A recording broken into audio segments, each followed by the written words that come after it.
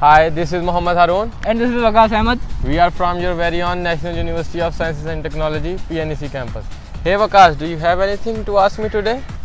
Yes, Haroon. I was a little bit confused about torsion. Do you have anything to discuss about on this platform? Show me your hand. Okay.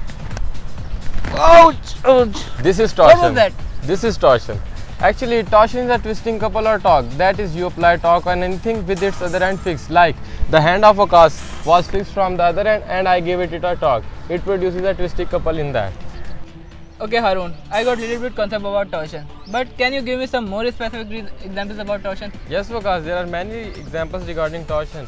From unlocking of door handle to change the speed of fan using regulator, from adjusting the time of our wrist watch to the torsion in the propeller shaft of jet engine. All includes torsion application. So Haroon, it means our life is in torsion all the time? Yes, being a student. Now let's move to the stress analysis during torsion.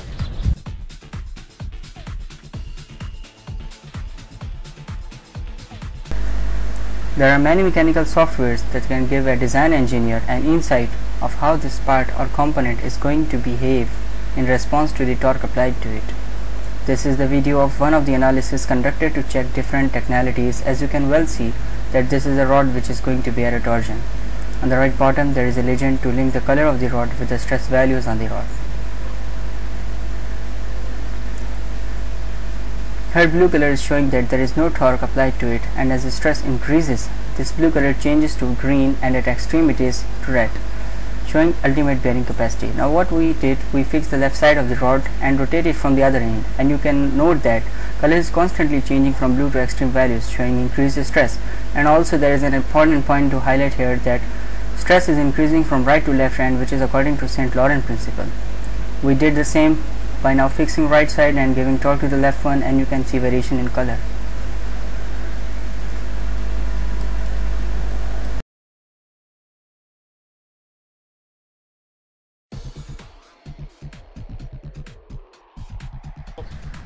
Haroon, now I am getting little bit concept about torsion.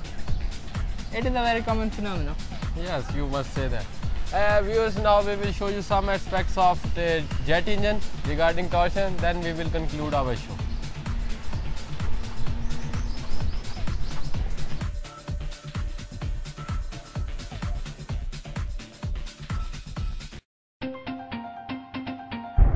My name is Sohail and I am going to tell you about the torsion on the shaft of the jet engine. Basically, jet engine is a gas turbine. It works on a principle of Newton's third law. It states that for application there is equal and opposite reaction, and there is a low source in the engine. And this company is famous for making powerful jet engines for our world. For better understanding of the torsion on the shaft of the jet engine, you must be aware of how jet engine works. These are the jet engines of the ship. So firstly, there is the front view of the jet engine. There is the inlet section, and there are compressor, low pressure compressors. There are series of alternate stationary and rotating blades. So the main purpose of the low pressure compressor is to increase the pressure of the air. And then there is the low pressure compressor, which job is to increase the pressure of the air. Then there is the high pressure compressor, which job as the low pressure compressor, also increase the pressure of the air. After the air has passed through both compressors, it is 35 times higher in pressure and 1000 degrees hotter than outside here. Then there is a diffuser, whose job is to decrease the velocity and increase further pressure. Then there is a combustion chamber. Combustion chamber where the air is heated up to a certain level, whose temperature is 1600 degrees centigrade.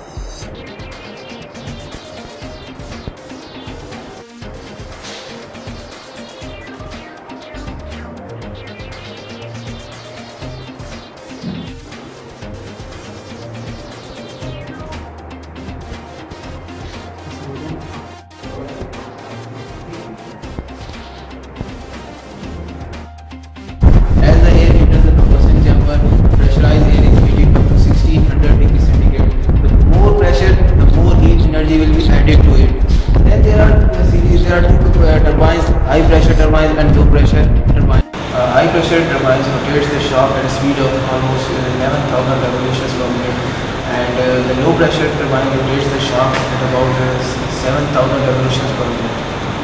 You can see the blades of the turbines. I will rotate the blades of the turbine. If you are able to see, these blades gets energy from high speed flowing air from combustion chamber. For commercial jet engines, after the low pressure turbine, there is a nozzle to give enough thrust that makes heavy plane flying in the air. As this engine is used in the ships, so after the turbine there is a power turbine which can generate power and transmit to the gearbox, and that gearbox transmits energy to the propeller.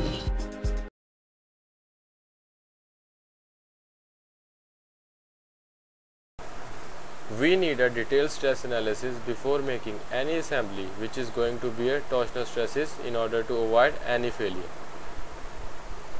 To know more about this, let's take an expert opinion.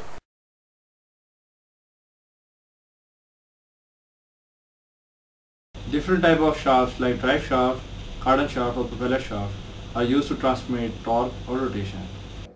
It's usually used to connect different components of drivetrain which cannot be connected directly because of distance or need to allow relative motion between them. Drive shafts are carrier of torque and they are subjected to torsion and shear stress. Equal to the difference in the input torque and the load, they must be strong enough to bear the stress, avoiding too much weight as that would increase their inertia. Drive shafts frequently incorporate one or more universal joints to allow variations in the alignment and distance between the driving and driven components. Torsion came into consideration for automotive engineers when drive shafts in four-wheel drive cars and trucks, etc. were broken due to extensive torsional loading in propeller shafts and other type of shafts. Well, nobody was aware of the fact until testing of shaft told us about the strong material needed for the shaft so it can bear the torsional loading without breaking.